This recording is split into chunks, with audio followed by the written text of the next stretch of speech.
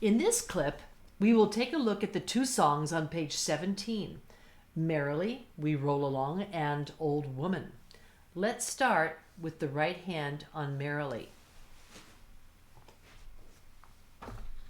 Once again, with your eyes, scan through the notes in advance.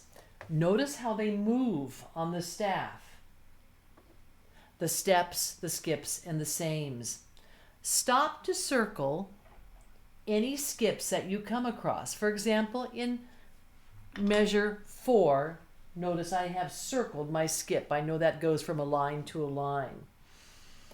So let's talk about how we start on finger 3, and we're going to be going down a step, up a step, up a step, same and same.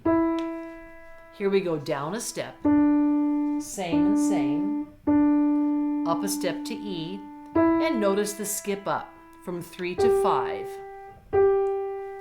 The second line begins on 3 again and copies measure 1. Up a step, same. It copies what's above. Step down to D, up a step, down a step, and down a step. There we go. And of course we want to go back and make sure that we observe a beat, class. I might even tap with my left hand while I play with my right. Something like this. 1, 2, 3, 4. 1, 2, 3, 4. 1, 2, 3, 4. 1, 2, 3, 4, etc. Something like this. So you can do that. Now, let's talk about looking at the left hand. Now, the left hand, of course, are going to be supplying the chords or the harmony. And we know that the snowman shapes are the C chords. Here we have them. And then the bunch of grapes shapes are the G7. So we only have 2 of those, though most of these chords are the C chord. And we simply want to play, finding our C, E, G again, and count to 4. 1, 2, 3, 4, 1, 2. Get ready to change to G7. 1, 2, 3, 4. Back to C. 2, 3. And it keeps going. C, 2, 3, 4. C, 2, 3, 4. G7, 2, 3, 4. C. And kind of a fun little way to do it is that if you want to practice your left hand on the chords, you can actually sing the melody and see if you can coordinate your voice singing against your left hand playing. Something like this. Mary had a little lamb, little lamb, little lamb. Mary had a little lamb, fleece was white as snow. Something to kind of let yourself drill the left hand and yet you have fun and see if you can get both things going at the same time. Now, the secret to playing hands together is to first tap the rhythm so both hands can get coordinated against the beat. If we draw a vertical line to connect the first right hand note in each measure and the chord, something like this, you will know exactly where the hands have to strike together. So I am busy connecting my first beats in every measure. So that's where I'm going to strike together. And I also know that while my quarter notes are playing, my left hand has to be holding. So I might make a note to myself that says hold as much as I need to write that. The next thing I'm going to do is tap and watch that I can coordinate my hands. Something like 1, 2, 3, 4 together. 1, 2, 3, 4 together. 1, 2, 3 together. 1, 2, 3, 4. And so you want to coordinate the hands that way and get them to be feeling and thinking together, always striking at the same time on beat 1. Now, we want to divide the hands. So the next step is to play the right hand on the keyboard and the left hand on the fall board or in your lap, sort of like this.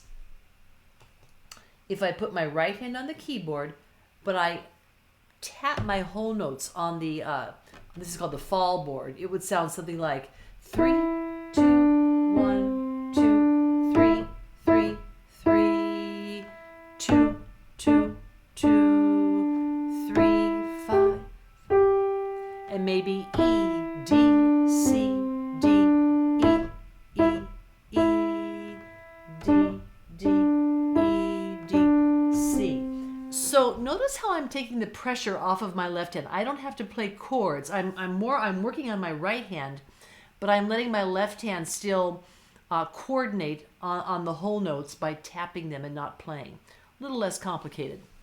Now try the opposite. At this time, you want to try to play the left hand chords on the keyboard, sounding them, but maybe take the right hand fingers up on your lap or up on the fall board. So something like this: 3, 2, 1, 2, 3, 3, 3, 2, 2, 2. Remember to change chords. 3, 5, 5, 3, 2, 1, 2, 3, 3, 3, 2, 2, 3, 2, 1. Again, taking the pressure off the right hand, more to tap the notes on the fall board or in your lap, and let the left hand practice the chords. But still, you're coordinating the hands together at the same time, which is a great a preliminary type of drill. Now, we want to, finally, both hands, the big moment arrives and both hands are ready to play together. And we want to now see if we can put both hands on the keyboard and see what we can do. So 1, 2, 3, it goes together. Change chords.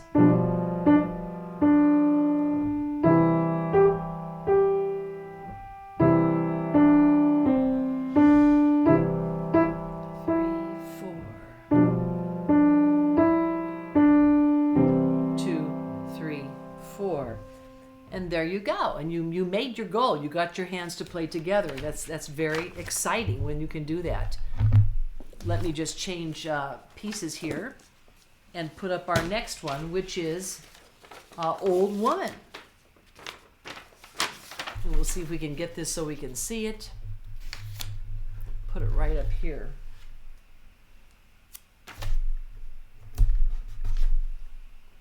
And it will be in full view for us. There we go. I'm hoping it will be. All right. So in Old Woman class, we want to follow the same practice steps. So let's scan through the notes in advance. That's always the best idea. Always scan through your notes. Of course, you're looking for steps and skips and sames. Always a good idea to analyze what's going on before you have to play it. So notice the pair of skips right here in measure 1 and 2. We have G, E, and C. And of course that would be 5, 3, 1. So right away we're skipping fingers. We're not playing 2 and 4. And of course it does exactly the same thing in measure 2. 5, 3, 1, and you can find it one more time down in measure 5, 2, and of course measure 6 imitates. And you want to always count 1, 2, 3, 4. So making sure that your half note receives 2 counts on that. Now, let me think. We want to talk about. All right. So after we do that pair of skips in measures 1 and 2 and 5 and 6. Notice we start on a D, and it's the same 3 times in a row. And I took a minute to circle my skip here. You see the space note to the space note. So I go up a skip, which here is 2 and 4 on D and F, and these are steps, step down, step down. Okay, so the first line is going to sound 1, 2, 3, 4. 1, 2, 3, 4. 1, 2, hop a skip for 1, 2, 3. Now, if we glance at the second line, we notice we have the pair of skips going down again twice, and the only different part is the ending. We see this is a D, so we're going to put finger 2, and there are 3 Ds in a row, and then it finishes simply on G, C. Well, what are the fingerings for G and C? Isn't it 5, 1? So if you think 3 Ds on 2, 2, 2, 2, or D, D, D, 5, 1, you've got it. So the last 2 measures I would play D, D, D, 5, 1, and you've got it right there. All right, so that would be the right hand. Now let's go over to the left hand and see what we've got going for the left hand. If you look at the chords, we can notice that we've got the 2 snowmen, the C chord, the G7, the C, 2 more C, G7, and isn't that exactly like the Merrily we just played? So it appears that the left-hand chords for Old Woman are identical to the left-hand chords for Merrily. So you already know this. Isn't that a great thing? I would probably go through those same practice steps, you know, perhaps playing the left-hand chords on the keyboard and the right hand up here, and then maybe switch, play the right hand on the keyboard and the left hand can tap out the whole notes. All right, so here is your finished product for Old Woman. Let's see how it sounds. 2, 3, 4. 1, 2, skip up. 5, 3, 1, 5. D, D, D, 5, 1. And there it is, which is really a nice little piece to have. Now, we've talked about it before, but the word for smooth and connected playing is called legato. In both Merrily and Old Woman, we want the right hand to play very legato without a lot of breaks in the sound. So we want to keep it very smooth and connected. Even when the left hand changes chords, we want to try to keep the right hand notes smooth and connected. So you want to try to make the right hand avoid sounding like it's gasping for air at the ends of measures just because the left hand is changing chords. Here's what I mean. This is the wrong way.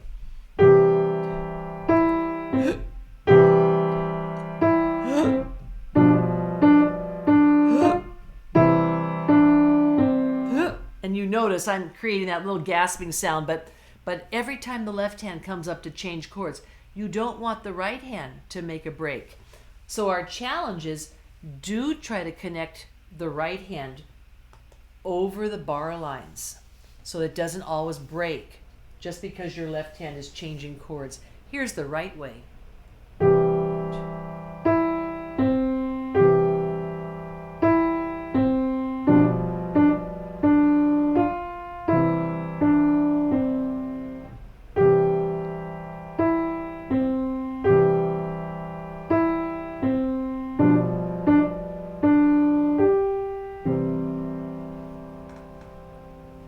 And do you know my right hand never gasped for air or had a break between the fingers?